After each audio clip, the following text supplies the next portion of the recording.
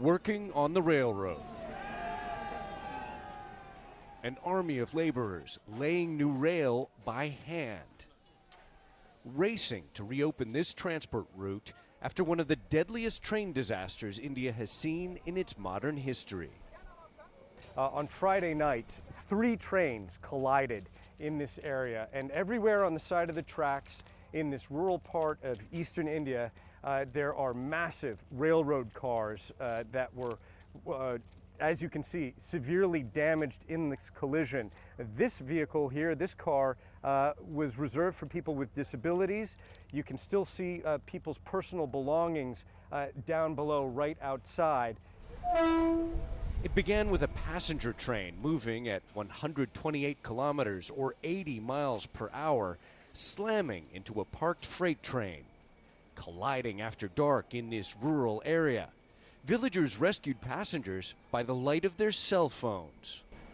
Did you actually, as volunteers, pull survivors from the train wagons? Yes.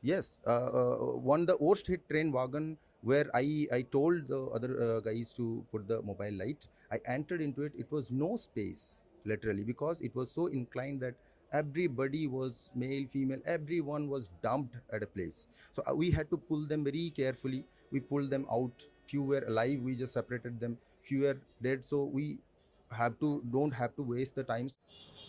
Crowds of volunteers gather outside local hospitals. Local reporters interviewing a crash survivor being transferred for treatment. Among the crowd here, a worried mother. She's still searching for her missing son, who was a passenger on the train. Inside the hospital, some of the more than 1,000 injured in the crash. The road to recovery may not be easy. This 52-year-old farmer in so much pain, he can't lie down. I'm blessed to have another chance at life, says Manto Kumar. The 32-year-old said the collision felt like an earthquake.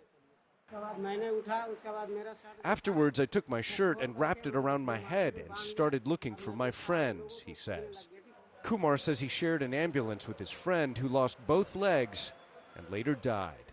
The Indian government launched an investigation into this disaster and vows to punish anyone responsible. The pressure is on to ensure a catastrophe like this never happens again.